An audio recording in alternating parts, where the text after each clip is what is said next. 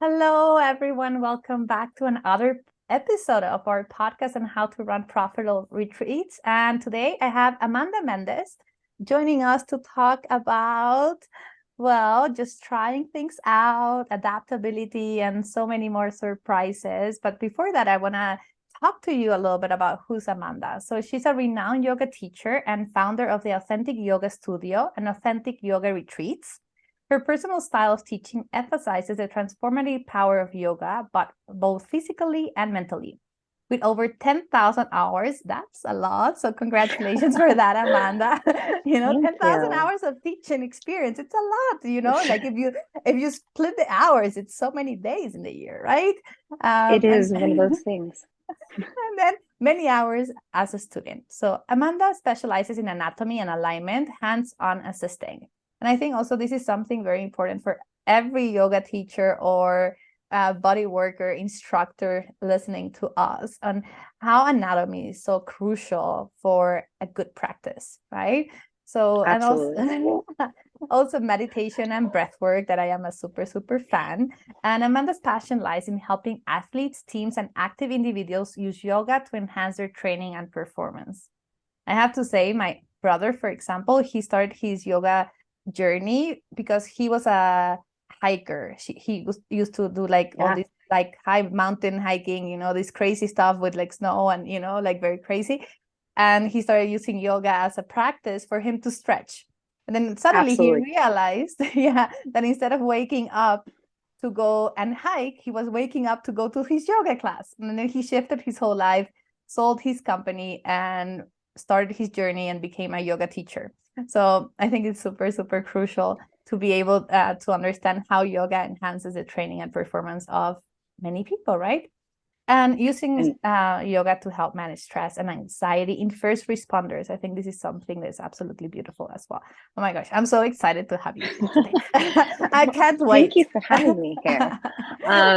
That is like kind of how I made it to my mat was I want it to be a physical thing. I was in a place in my life like that's where I needed is like I need to be physical again. I needed to get back in shape and I'm like, why not just jump into some hot yoga? And then I actually didn't even walk into my first yoga class. I got so intimidated and I walked out, and it took me 4 months before I even walked back. But it was life changing. And then I found out it was more than just the physical sense. I was getting the physical sense, and I was just getting a much more wholesome practice. I was being able to be present, as I like to tell everyone. It's like I got to escape my mandatory reality of all the kind of like shit show that was my life going on at the moment. And it helped me kind of just reorganize myself again, kind of get rid of all the other stuff that was cluttering and weighing me down to start over, um, to adapt, into where I am now. I love this story because it's absolutely perfect, right? And before we started this call, just so everyone knows, we were talking about how you have to go and try things out. And if you don't go and try things out, like for example, running your first retreat, how are you ever going to know if you really love it or you don't? The same thing with Yeah, all the practices, right? How do you know if you like breath work if you don't never tried it? And absolutely. sometimes, like you said, it can be a little bit daunting, right? To Oh, walk into the first one. yoga and me had like a love hate relationship going on for a very long time. But it was very much again that trying aspect I needed. I had I don't want to say stop trying as a person, but kind of like stop trying as a person. I got myself stuck in where I thought I was stuck in life. You're stuck here. You don't know where you want to go. You're in a crappy situation. You're in a crappy, relationship. You're in a crappy job. You think you're in a dead end. I was over 30 before I even started doing yoga in general. And, I switched my entire life around because I tried to. And yoga helped me be very intentional in that trying. Mm. And here we are, Oh my a gosh, I love lot of that. hours later. A lot of hours later. I was just telling one of my friends yesterday, I'm like, if you would have asked me 10 years ago if I would have been here, this was not where I would have ever thought would have been. Yeah, life has so many surprises, right? Like Totally. I think sometimes certain things start happening in your life because, the universe, God, however you want to call it, a higher energy, doesn't really matter, starts putting certain things on your face. And so many times we ignore them, right? Because we Oh are yeah. like, oh, no, no, no, no, that's not for me. I'm never going to be able to do that. And then it keeps showing up, it keeps showing up. And honestly, it doesn't stop showing up until one day you just surrender and you say, okay, I'm going to go into this yoga class. I'm going to find a way to solve these things that are making me stuck, right? Whatever, however the practice looks like, it doesn't really matter, right? It's like, if you're feeling stuck, that you can't move forward somewhere, you need to do something about it. If you stay in the same Correct. place, Yeah. how do you expect change to happen, right? Yeah. And that's all what it takes is like realizing you're not stuck. Realizing all you have to do is try. Realizing all you have to do is show up. It's going to look different from everybody. Like the expectation of the outcome is what we have so messed up in our head. We're all looking to try to get to one place, and we have this like, okay, that's exactly where I'm going. And then that's never where we're going. that's an idea, and it'd be great. And we can work to those places. But I'll tell you, like I said, 10 years ago, I wouldn't have ever thought I would have been here. I am 10 times better off and in a better place than I could have ever imagined myself being in. Just You're just because speaking I to my correct. heart. You're speaking to my heart, really. Like, this is exactly the way I feel, right? And it's I think everyone in the audience should know that it is normal to go through these processes where suddenly you get focused on this outcome, and then you're like really focused there, and then suddenly it doesn't work out and you feel despair. I've been there, right? Yeah. I've been there just thinking like, oh, really, this is what I want to do, and this is exactly the way it's supposed to look like. And then suddenly something else happens and it opens up the world for so many other possibilities. And you're like, okay, maybe I just need to keep showing up. Totally. Totally. And that's exactly where it got me, to where I am. I kept showing up. I did not love yoga the way I love yoga now. And it was days I had to show up, and days that I was cursing myself out and cursing the teacher out and doing both. And days I left feeling not necessarily, I want to say defeated, but to frustrated, and to where I had a hard practice and it didn't turn out the way I wanted. And I wasn't able to do the postures I wanted to do, or I didn't, complete the entire practice without taking a break. All these, again, expectations we put onto ourselves. And in letting all of those fall down, burn down, let myself drop out of postures, like we learn so much from that. We start to learn, like that's where the adaptability starts. Okay, you're right. Correct me if I'm wrong, but I have to say, when you go into a yoga studio and you go into a yoga class, there's a lot of peer pressure because there's so many other people that might have, maybe been a ballet dancer when they were younger. Totally. So they're a lot more flexible. And then you see them doing all these amazing postures and going into, like, let's say the third level of the posture. And you're like, oh my God. Like, and then you start feeling ashamed of who you are and what's wrong with me. Why can't I do the same way she did? And I went through that process. I actually took a 50-hour yoga teacher training because I was just like, there is something that I'm not doing right. I need to go deeper into the practice to be able to, to really understand it. And I'm not a yoga teacher, and I don't intend to be a yoga teacher, but I wanted to understand really how to even place my hands, because I felt there was something that I was not doing right. And the teachers were not in the position to give you this like teachings, because once you go into a yoga studio, you walk in and then they expect you to already be at a certain level or have the knowledge on like things as simple as how do you place your hands on the mat, where your Totally. fingers have to be pointed, because everyone is in a different level. They start at a different time.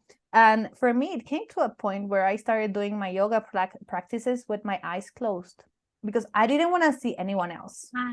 I love it. That's actually, to me, that's actually one of my favorite places to like take my practice. Even if I'm in a room with, all of my community and students, I still close my eyes just because it's such a different experience. And it is such like a more homing experience in your body. We forget like every single body, we can visibly look around standing next to each other and see that we are all not shaped the same. So why are we expected to move the same, or our postures to look the same, or for us to shame ourselves for not being the same as everyone else? Who said one of those postures is right or wrong? Exactly, right. And Yeah. you see now all these different techniques and modalities of like yoga, and I know is there is this phrase that it says adapt or die, right? But I think more it's like now it's like adapt or die trying, like Yeah, you gotta put yourself all in. Like there is no other option, and because it's for totally. you, but you have to do it for you, right? And that's the thing. Like it sounds so like harsh sometimes when we say like adapt or die, but like that is it. And it's not necessarily like die to your death, but like want to be stuck in the same thing, doing the same exact thing over and over and over and get caught just kind of fading down the rabbit hole that way. Like that sounds miserable to me. And that's what makes me want to try harder. That's what like gives me that push. But like yoga's helped me find that drive to do it. There are many days that when I teach a very powerful, empowering, challenging practice, because we are all able to do that. Like we're all able to find where that edge is, and we've kind of got to find that spark in us as humans in general to start moving in that direction. We have dulled ourselves down, and I hate to say it, we have dumbed ourselves down, and we have lost the spark. We have lost our drive. We have lost our motivation to like make things happen. Yeah. Well, I totally agree. And I think it's like there is a big thing that has to do with like this burst out of social media, right? And I Yeah. love spending my time on social media and I love to see what other people are doing. And I scroll and I see all these I love Mm-hmm. quotes. So I love, like I'm like, oh, Totally. this speaks to my heart. Like other people are more into like TikTok and all these funny videos, and it's fine. But I think when there was this burst out of like social media, right? Because I don't know about you, but I started, I think, my social media channels with like with high five or something like that, like, like I don't know. A lot of people who might be listening to the are like, what is this girl talking about, right? And it took like forever to load and whatnot, but it was not as open as it is now. And because now social media is Yeah. everywhere, there is this huge expectation for all of us to be living in this beautiful huge house in Bali and be running these retreats and taking people on a jet. And then the thing is not that you can't do it, because you can if you want to, right? Totally. It's your possibility. It's up to you if you want it. The problem is that now you're living towards leaving someone else's expectations or someone's life, and you're comparing yourself to them. So then you always feel short, right? You feel like, oh my God, I'm so far away from there. And actually, you might just be 2 degrees out of the scope, right? They say if you're in a boat and you turn the steer 2%, okay? Oh, yeah. You will arrive to a different continent. Yeah. It's nothing. We 2%. forget. Yeah, we forget such like, again, that shift in something that needs to happen can be that little, but make it happen. You can make it happen. And social media is a hard thing, right? We see it now, and especially in the yoga world, you have all of correct the expectations. You have some of these big yoga brands that they use your stereotypical yoga shape and yoga size and all of the girls and guys being hyper mobile and hyper flexible and doing all these gymnastic things, and they're not saying, oh, guess what, he or she used to actually be gymnastics, perform gymnastics in college, and then you again have everyone getting so undermotivated with all of that. How can I live up to that? How can I do that? Or how can I drop the idea and just do my own thing? Yeah, I think that's why we have to keep trying, and we just have to show up and keep showing up. And, Totally. like the definition of insanity is doing the same thing over and over again and expecting a different result. If you don't change the way you do things, how do you expect to have something different in your life? Totally. It's just like you said, it's like, I'm going to throw this out here, and if it doesn't work, then it doesn't work, and I'll figure it out on something else. Yeah. And it doesn't stop you from trying with something else. Yes. It's like, okay, this part of it didn't work. What part did I notice work? What part can I shift that is still, authentically me and coming from what I want to put out to the world, that I can find the relationship with someone else. I can reach that other person. Yeah, I think this is so important, right? Like, it is all about just creating new things, right? Letting your creative juices be part of your life all the time and be like, what do I want to create, right? How do I want to teach this yoga class? Do I want to teach it but this music or that music? Or, do I invite people to do it with their eyes closed? Do I switch off the lights for a little bit? Like, totally. This is talking about yoga classes, but when it comes to retreats, it's the same way. How do you enjoy the process, right, of creating something, and then having no expectations and being like, well, if it doesn't work, it's okay. I know sometimes with retreats, totally. It has this like financial piece because everyone wants to book the retreat venue before they sell the spots, and so do you have to invest some money, but there's also ways where you can pre-sell your retreat without actually having booked the venue, so then you don't have this financial strain behind you, right? Because that makes it harder when you're in a digital world. Well, if something doesn't work, you just delete it and that's it, right? Like the digital footprint disappears. Right. Gone. Beep. But I don't know, how is your experience when it comes to retreats? What is like your thoughts on that? Retreats were like, retreats are like my jam. Like, they're becoming my new jam. Like, when I'm home in my studios, like I said, I love working like with just that athletic mindset, first responders, that different shift in personality and mindset and perspective. Love working with them. But as far as adventures, like I said, my first retreat was planned, and it was June in 2020. And I had already started selling in spots and taking deposits, and I was taken to this magical place I loved. And then, the world shuts down. You're like, whoa, we weren't planning for a pandemic. And so everything shuts down, and that was like a hard, like, no. And no's to me are like, is it a hard no, or is it a maybe no? Or even since I was a little kid, like, that always just challenged me to like, let's see if there's a different way I can do it and not get to know. And as the world again slowly started to open, I reached back out to the company, and they were American-based company, and so they were very much, here's the rules and here's that, and we're still going to do the temperature scans and this. I'm like, that's a 45-minute boat ride in 100 degrees sometimes, weather. What if somebody gets there and they scan and they're like, well, we'll scan them twice. I'm like, I'm not sending someone back home 45 degrees off the boat.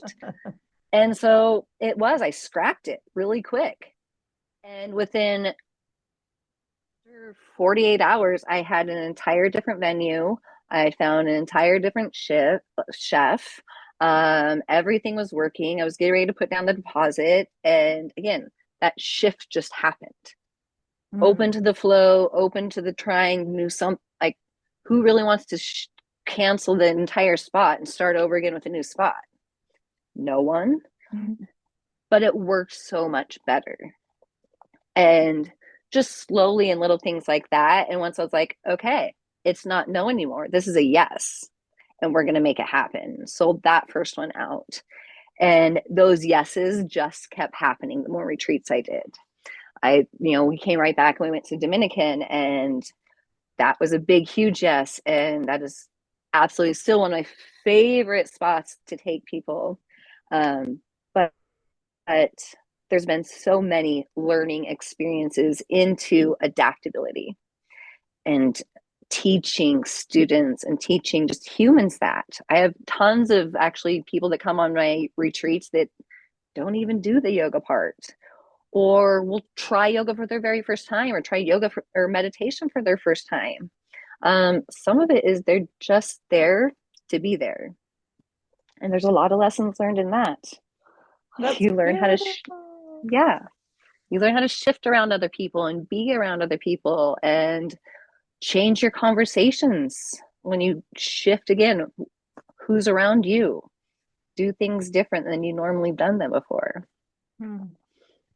I really like this because it's such a powerful example, right? Because so many times we can feel that the world is against us, right? That, everything shut down and now you have to figure out, but then you get to choose how you spend your time, right? There was basically an option, people were stuck in their house. They could either binge watch every single show on Netflix or do something productive with their lives.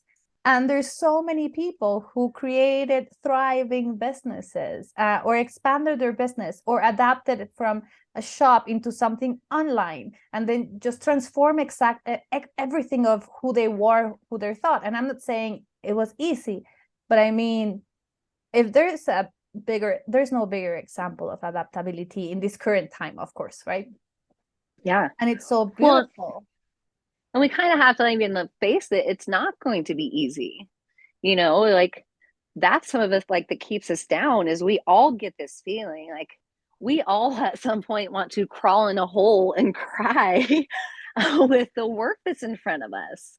And I don't think that's anything to be stranger to. It's, can you crawl out of your hole and choose to be adaptable to what's happening? Can you choose to do the work what needs to be done now, whether you really want to go in that direction?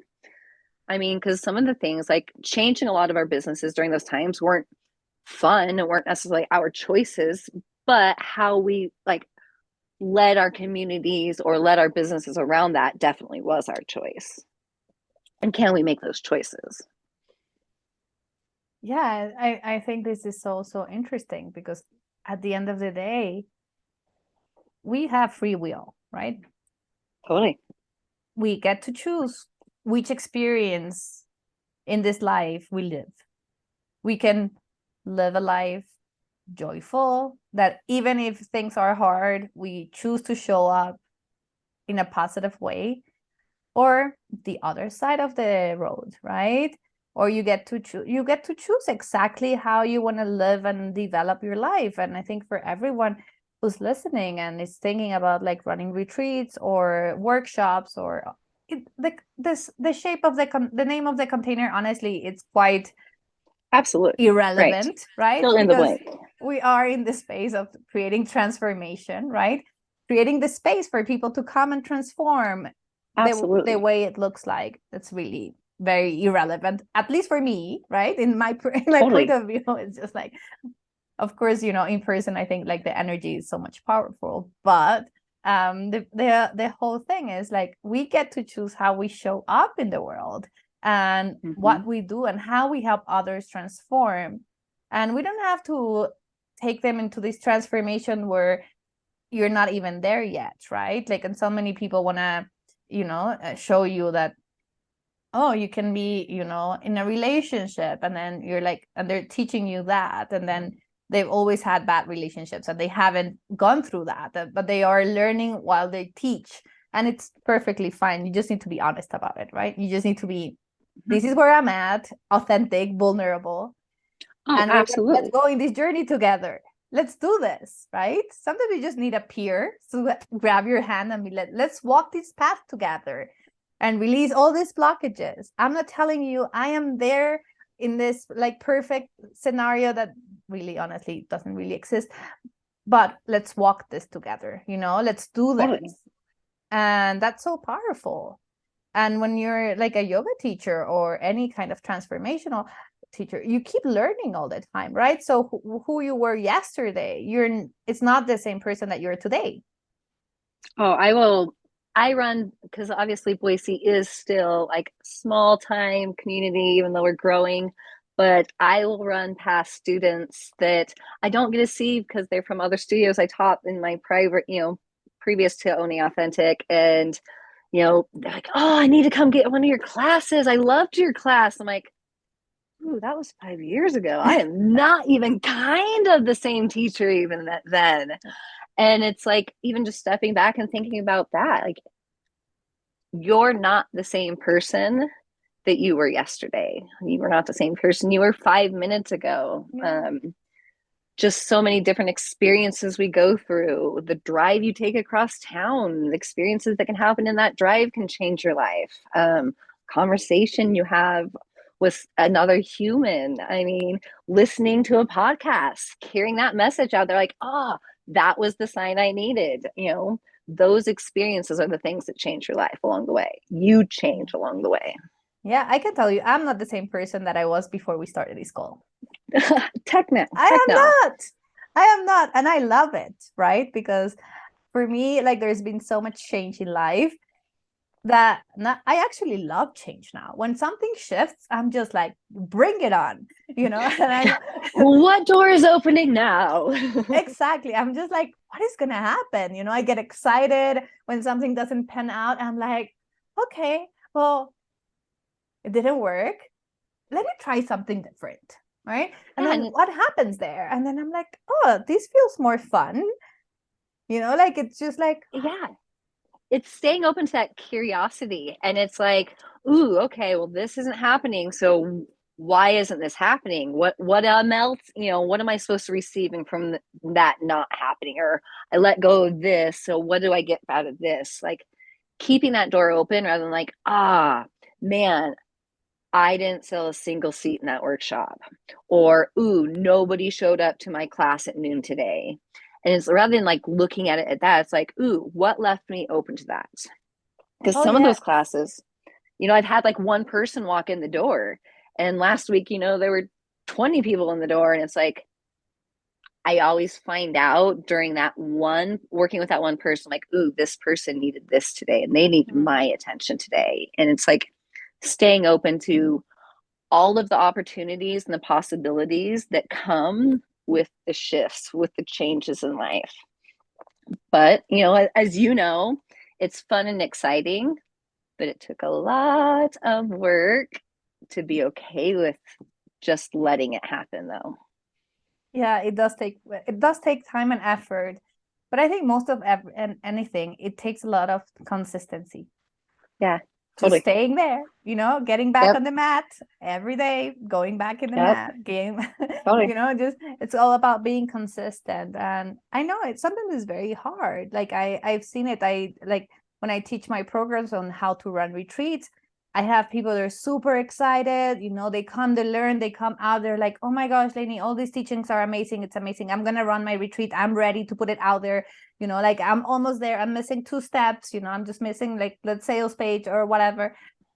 And then it's 6 months later and I check on it. I always send messages to them because I love them. Totally. They like, we were like, I want to know. I want to know. And then they're like, no, I'm still missing these 2 steps. And I'm like, okay, do we need some accountability here? Do I need to become your accountability coach now? Right. And, check in 1 week for 10 minutes and be like, hey, have you done it? Or even it's like, okay, skip step 2 if you can. Let's go to 3, 4, and 5. Let's get those done. And then we'll come back to 2. Because at that point in time, you might not even need step 2 anymore. And it's just like learning how to adapt that way. Or, letting it shift. With all this idea, like, I want to sell this huge retreat. And it's like, maybe your first retreat is your 3 best friends. And what's wrong with a retreat like that? Get your feet under you, make hiccups, make the mistakes with them, make it still a fun, enjoyable time to them. That's still a win. Yes. Yeah, because at the end of the day, it's about the experience, right? And you won't let me Totally. lie. Retreats are all about the experience and the transformation, Absolutely. of course. But what brings a retreat into really becoming a retreat and not just a wellness holiday, right? Because there is a huge difference, and so many people Absolutely. want to put it into the same box, but it's very, very different. Is that Yeah. the experience transforms who you are, and that's why the experience has to be curated, and there has to be an intention behind it, right? There has to be an intentionality of why you're coming here. And maybe the people who sign up don't even need to know what's the intention behind it. Totally. But there is There's something. been correct. You got your game plan in mind. They don't necessarily need to know because you're so set into that intentionality of what you're doing, who you are, who you're showing up as, that they'll get that from you no matter who's sitting in front of you. Yeah.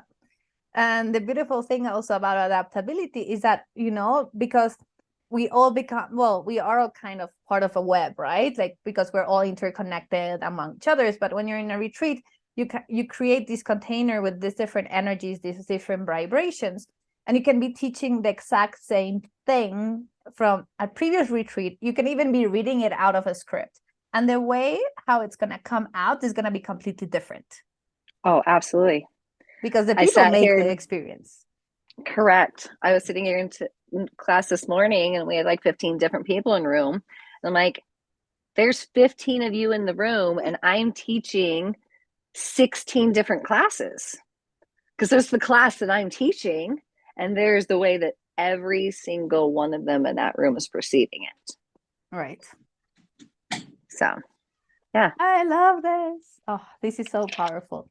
I think for everyone who's listening, like, just really take into consideration this space of, like, getting inspired, becoming adaptable, and just trying new things and being consistent and just moving forward and just trying new things and making it fun.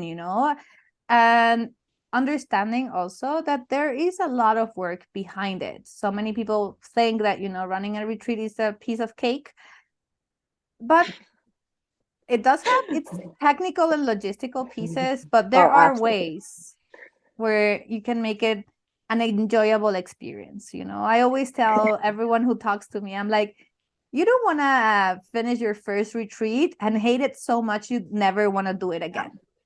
No. If we're making it look like a piece of cake, that's a good thing. But as you know, there is so many other little back things behind it. And that might not be everyone's jam. Just because the idea is out there, like, ooh, let's teach the retreat, let's do the things. Like I always tell teachers, like, stay open to the teacher you are, because the teacher I thought I wanted to be when I first started was not the teacher I am now. And I wouldn't be teaching half the things I am now if I would have like not opened that door to that. I really like the way you're saying this because it is so important. Like, and yeah, I do tell people, like, not everyone is meant to be doing retreats, not just because it's trending Yeah. and we're focused this call a lot in yoga, right? But most of like yoga teachers and now everyone kind of in the industry of like spirituality and transformation, right? Life coaches, shamans, however, Yeah. the All the name things. that they want to have. It's kind of like there's always like this next step and they're like, oh, retreat is like part of a business plan.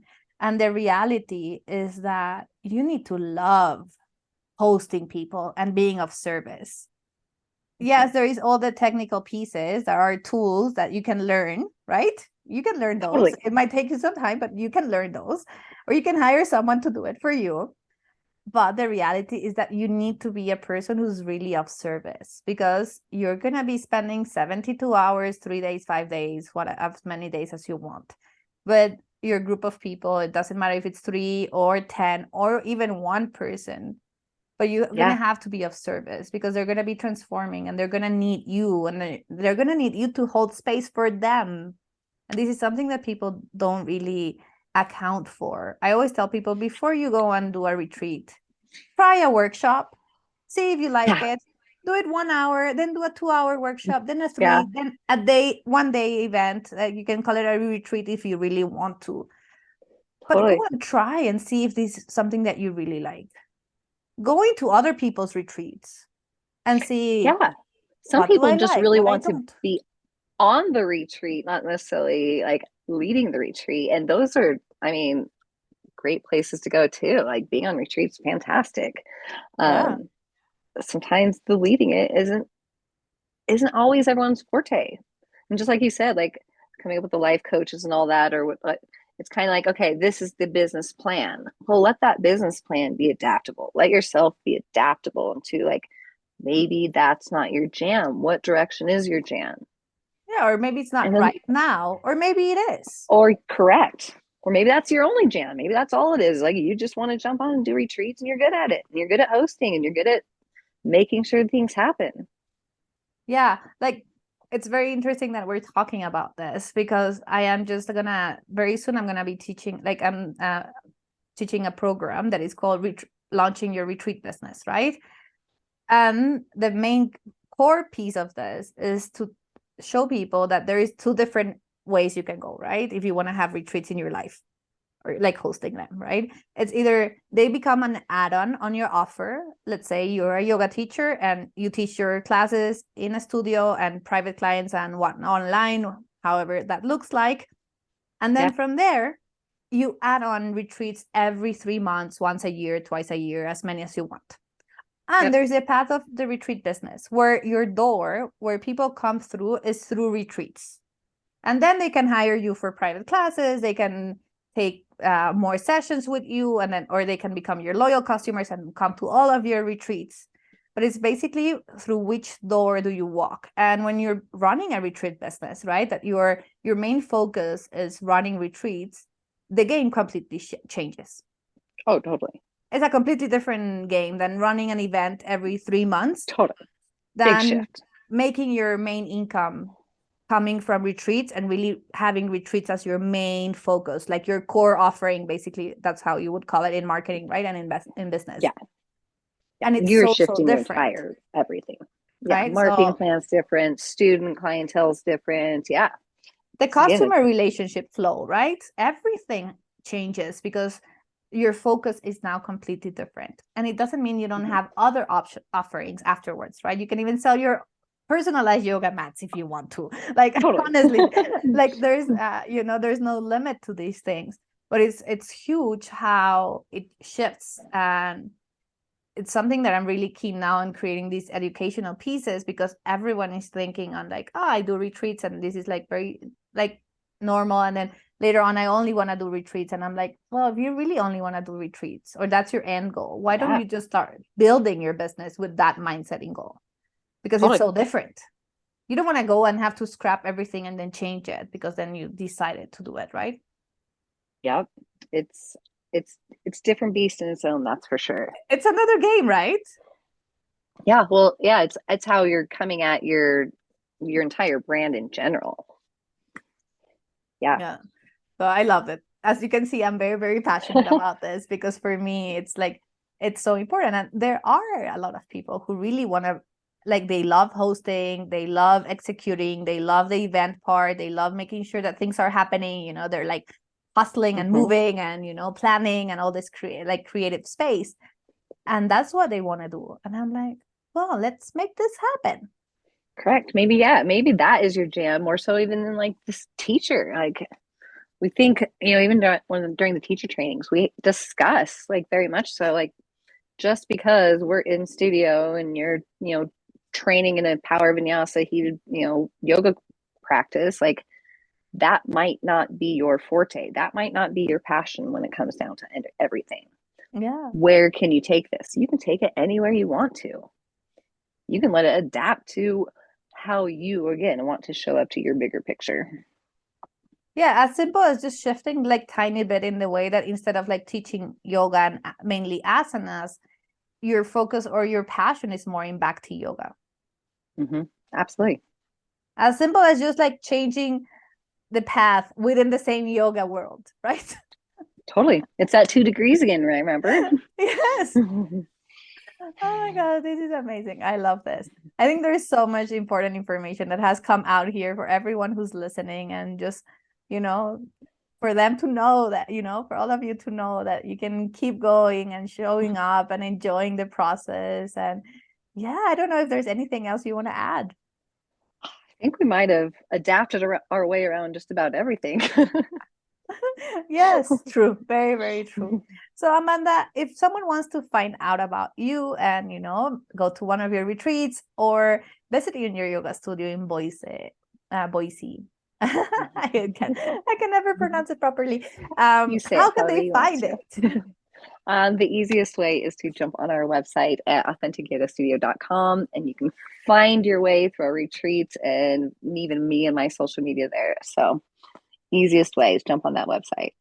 Amazing. Well, Amanda, thank you so much for joining us today. This was so much fun. I learned so much from you. So I thank you for this Thank time. And you I for am having so me. excited for everyone who listened to this. And I'll see you next time.